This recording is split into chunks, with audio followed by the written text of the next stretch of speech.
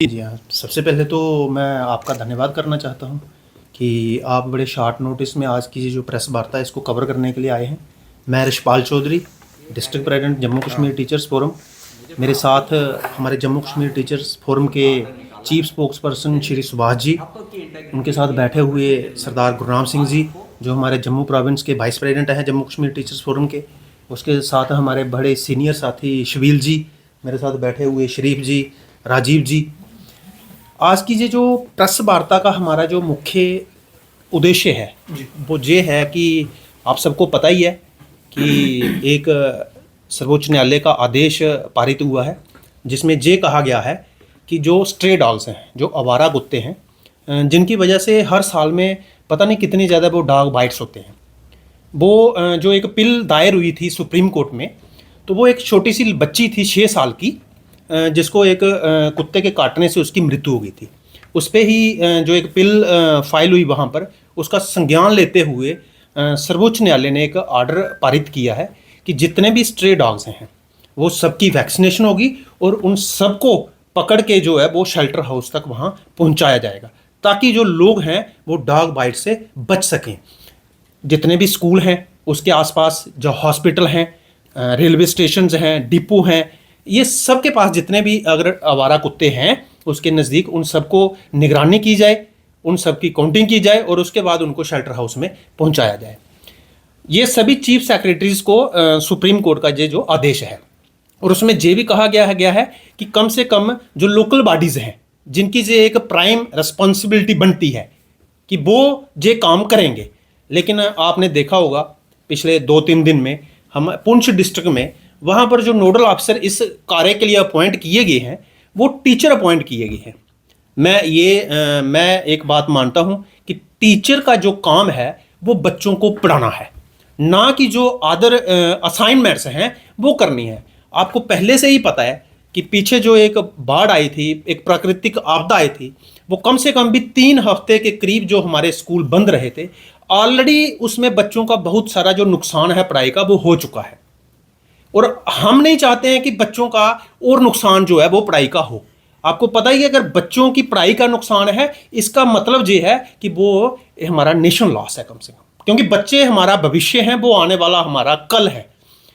मैं सरकार से, चीफ सेक्रेटरी साहब से और प्रशासन से ये मांग करना चाहूँगा कि टीचर को इस कार्य में ना लगाया जाए ताकि उसको निश्चिंत होके वो सिर्फ बच्चों को पढ़ाए और फिर वो वहाँ पर अपनी परफॉर्मेंस दे पाता है। आपको पता है कि बड़ी बार क्या होता है कि जब हमारे स्कूलों के रिजल्ट डाउन आते हैं वहाँ टीचर की जो है वो इंक्रीमेंट बंद कर दी जाती है। मुझे आप एक बात बताइए कि अगर टीचर वो 6 घंटे में दूसरे काम करेगा, जब वो बच्चों को पढ़ा ही नहीं पाएगा तो फिर वो रिजल्ट कैसे देगा? वो ये एक चिंता का विषय है, इस पे रिव्यू करने की ज़रूरत है। अगर ये कार्य करना है, ठीक है, सर्वोच्च न्यायालय का जो आदेश है हम उसका सम्मान करते हैं। अगर उन्होंने लोगों के वेलफेयर के लिए कोई आर्डर जो है वो निकाला है तो उस सब का हमें सम्मान करना चाहिए। लेकिन आगे जो हमारा प्रशासन है उसको भी बच्चों की चिंता को मद्देनज़र रखते हुए टीचर्स को जो दूसरी नॉन टीचिंग असाइनमेंट जो असाइन की जाती हैं उससे उसको दूर रखना चाहिए ताकि बच्चों का जो है वो भविष्य जो है, जो पढ़ाई है, जो वो नुकसान ना हो। और दूसरी बात मैं ये कहना चाहूँगा आपको कि इसके लिए लोकल बॉडीज़ हैं, इसके लिए कंसर्न्ड डिपार्टमेंट एनिमल हस्बेंड्री है, उनकी ड्यूटीज़ लगाई जाए। पंचायत हैं, पंचायत सेक्रेटरी हैं, उनकी ड्यूटी लगाई जाए। अब टीचर वो 6 घंटे में बच्चों को पढ़ाएगा जब बाहर जाके ये काम करेगा। और मैं सरकार से, प्रशासन से यही विनम्र निवेदन करना चाहता हूँ कि इन सबको, टीचर को इससे दूर रखा जाए। अगर हमें इसके बावजूद भी ये ड्यूटी असाइन की जाती है तो फिर हमें मजबूरन प्रोटेस्ट करना पड़ेगा।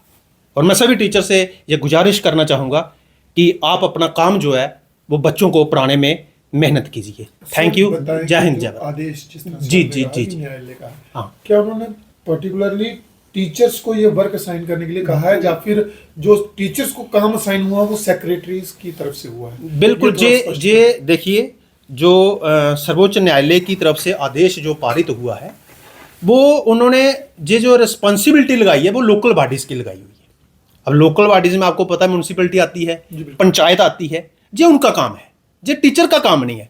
टीचर को मुझे आप एक बात बताओ, टीचर पूरा साल BLOs का काम करता है।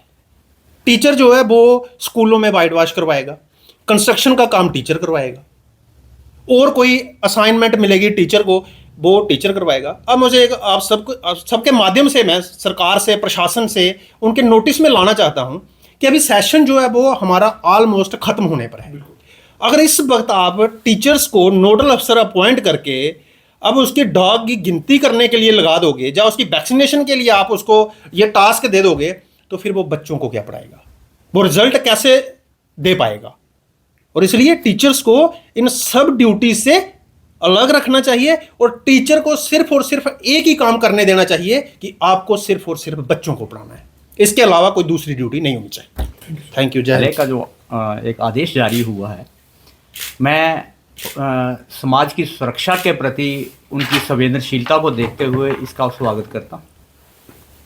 और दूसरी तरफ मैं ये एक डिमांड रखता हूँ सरकार के आगे कि जो भी एक्स्ट्रा काम होते हैं, जो जिनको कहते हैं कि एक मेरे अध्यापक जो हैं उनकी जो अपना उसका प्राइमरी काम है उससे हटाकर बहुत से काम लिए जाते हैं, जो काम जिसको बाई से इज्जत है वो मेरा टीचर उसने कभी ना नहीं की वो कर रहा है। लेकिन एक सामाजिक अन्याय जो है वो टीचर के साथ किया जा रहा है कि एक अध्यापक को वो वाला काम दिया जा रहा है जिससे उसकी स्थिति जो है वो बड़ी हास्यास्पद बन गई है। क्योंकि कल परसों की बात है, मेरे को एक मेरे ही दोस्त हैं, वो किसी और महकमे में काम करते हैं, जहाँ उनका एक अपना निजी व्यवसाय है। वो मजाक के तौर पर कह रहे थे कि अब टीचरों को क्या करना पड़ेगा कि कुत्ते गिनने पड़ेंगे। तो इससे बड़ी बेइज्जती एक समाज के अंदर जिस वर्ग को नेशनल बिल्डर कहा जाता था, आज उसकी स्थिति ये हो गई है कि उसको इस काम के लिए नियुक्त किया जा रहा है। तो मैं जो हमारे हायर रीचेस पे जो लोग बैठे हुए हैं, मेरी उनसे रिक्वेस्ट है कि ऐसे जो ऑर्डर निकालते हैं, जहाँ तक मेरा सवाल है, मैंने तो CO पुंछ का ऑर्डर देखा है, चीफ सेक्रेटरी साहब ने क्या ऑर्डर निकाला है वो ऑर्डर ना मैं पढ़ पाया हूँ अभी तक, ना मुझे इस बात का इल्म है कि क्या उन्होंने भी यही कहा है कि टीचर की ड्यूटी लगाई जाए। लेकिन CO पुंछ के ऑर्डर को देखते हुए मुझे बड़ा ही अफसोस हो रहा है कि एक उच्च पद पे बैठे हुए जो टीचर से निकलकर CO बने हैं, उन्होंने किस हैसियत से और किस बेंट ऑफ माइंड से वो ऑर्डर निकाला कि अपनी ही कौम को वो बेइज्जत करवा रहे हैं।